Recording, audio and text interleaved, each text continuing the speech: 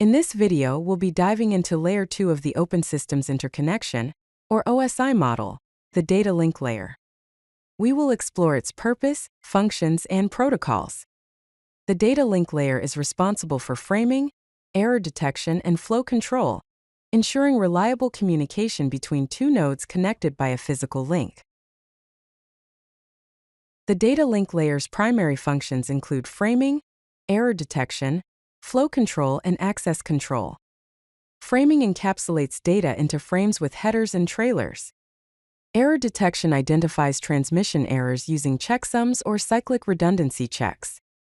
Flow control regulates data transmission speed between sender and receiver. Access control determines which device can use the physical medium. The data link layer is divided into two sublayers: logical link control, or LLC, and media access control, or MAC. These sublayers work together to provide reliable data transfer between adjacent network nodes.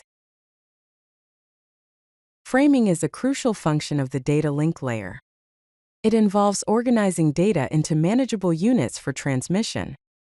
Framing is the process of encapsulating upper layer data with headers and trailers to create data units called frames. Framing provides structure to raw bit streams, enables the identification of frame boundaries, and facilitates addressing between nodes. There are various framing methods, including character-based framing like binary synchronous communications, bit-oriented framing like high-level data link control and point-to-point protocol, length-based framing like Ethernet, and time-based framing like synchronous optical networking.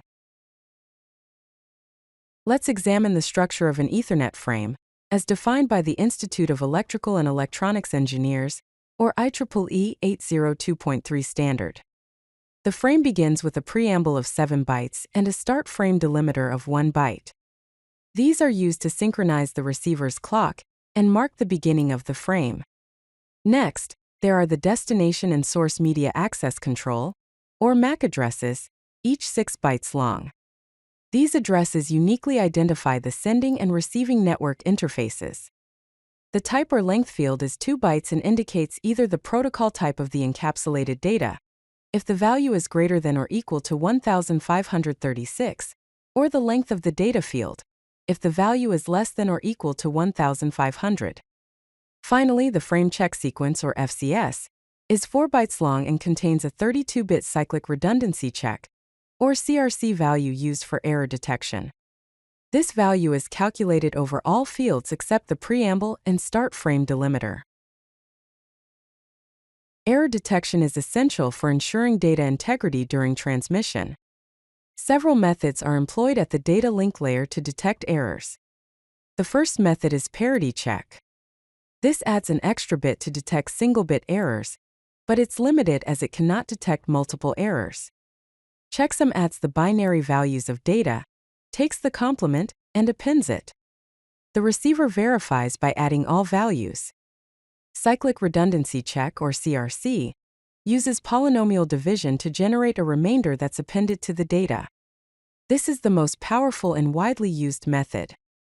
Finally, the frame check sequence, or FCS, is an implementation of CRC in protocols like Ethernet and is typically a 32-bit field in the frame trailer. Here is how CRC calculation works. First, the sender and receiver agree on a generator polynomial such as this CRC32 polynomial. Next, n zeros are appended to the data where n is the degree of the polynomial. The result is then divided by the generator polynomial using binary division. The remainder becomes the CRC value, which is appended to the original data. The receiver performs the same division on the received data plus CRC. If the remainder at the receiver is 0, no errors were detected. Otherwise, the data contains errors and is typically discarded. Flow control is a set of techniques used to ensure efficient and reliable data transmission by preventing a sender from overwhelming a receiver with more data than it can handle. Flow control regulates the rate of data transmission between sender and receiver to prevent the receiver from being overwhelmed with data it cannot process. One method of flow control is stop and wait. In this method, the sender waits for an acknowledgement after sending each frame before sending the next one.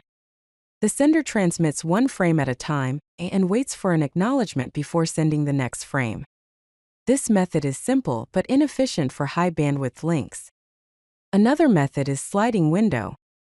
This allows multiple frames to be in transit simultaneously, improving efficiency by using a window of frames that can be sent before requiring acknowledgement. With sliding window, the sender can transmit multiple frames without waiting. The window size determines buffer capacity, leading to more efficient utilization of bandwidth. Media Access Control, or MAC, determines how devices share and access the physical medium. This prevents collisions and ensures fair access to network resources. There are several methods to achieve this. Carrier Sense Multiple Access with Collision Detection, or CSMA/CD, is used in Ethernet networks to manage access to shared media. With this method, devices listen before transmitting, detect collisions during transmission, and back off using an exponential algorithm. Token ring is a deterministic protocol where a token circulates around a ring network, and only the station holding the token can transmit. This makes it so that no collisions are possible and there is a guaranteed access time. However, it is more complex than CSMA/CD. Time Division Multiple Access, or TDMA, divides access by time slots, allowing each device to transmit only during its assigned slot. This makes it so that there are no collisions and is efficient for constant bit rate traffic, but it requires precise synchronization. The Logical Link Control, or LLC, is the upper sublayer of the data link layer. It provides a uniform interface to the network layer, independent of the underlying media access control, or MAC technology. It has a number of functions. Multiplexing protocols allows multiple network layer protocols to coexist over a single physical medium. Link management establishes, maintains, and terminates logical links between devices. Flow and error control provides optional flow control and error recovery mechanisms. There are three types of LLC service. Type 1 is unacknowledged connectionless service. Type 2 is connection-oriented service. Type 3 is acknowledged connectionless service. The LLC header structure consists of three fields. The Destination Service Access Point, or DSAP, identifies the network protocol or service at the destination. The Source Service Access Point, or SSAP, identifies the network protocol or service at the source. The control field specifies the type of LLC frame such as information, supervisory, or unnumbered and contains sequence numbers for flow control. Several protocols operate at the data link layer, each with unique characteristics and applications. Ethernet, defined by the IEEE 802.3 standard, is the most widely used local area network or LAN technology. It defines wired connections and data transmission over various physical media. It uses Carrier Sense Multiple Access with Collision Detection, or CSMA/CD, for media access control, and has speeds from 10 megabits per second to 400 gigabits per second. It uses a 48-bit media access control, or MAC addressing scheme and cyclic redundancy check, or CRC32, for error detection. Wi-Fi, defined by the IEEE 802.11 standard, is a family of wireless network protocols for local area networking of devices, commonly used for Internet access. It uses Carrier Sense Multiple Access with Collision Avoidance, or CSMA/CA, to avoid collisions.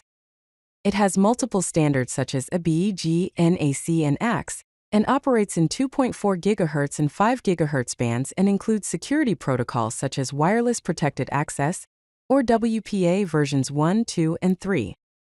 The Point-to-Point Protocol, or PPP, is a data link protocol used to establish a direct connection between two nodes, commonly used for Internet connections. It uses authentication protocols such as Password Authentication Protocol, or PAP, and Challenge Handshake Authentication Protocol, or CHAP, and Network Layer Protocol Negotiation. High-Level Data Link Control, or HDLC, is a bit-oriented synchronous data link layer protocol developed by the International Organization for Standardization, or ISO, used in point-to-point and multipoint communications. It supports both connection-oriented and connectionless services and has 3 operational modes: normal response mode, asynchronous balance mode, and asynchronous response mode. It also uses 0-bit insertion for transparency and has error and flow control mechanisms. In summary, the data link layer plays a critical role in ensuring reliable communication between nodes on a network. Its key functions include framing, which encapsulates network layer data into frames with headers and trailers for transmission; error detection, which uses cyclic redundancy checks, checksums, and parity to identify transmission errors; flow control, which regulates data transmission rate between sender and receiver using stop-and-wait or sliding window techniques; and media access control, which determines how devices share the physical medium using protocols like carrier sense multiple access with collision detection, or CSMA/CD, and token ring. Up next in the OSI model is Layer 3, the network layer, which handles routing and logical addressing. If you like this video, hit that like button and don't forget to subscribe. Visit CodeLucky.com for more such useful content.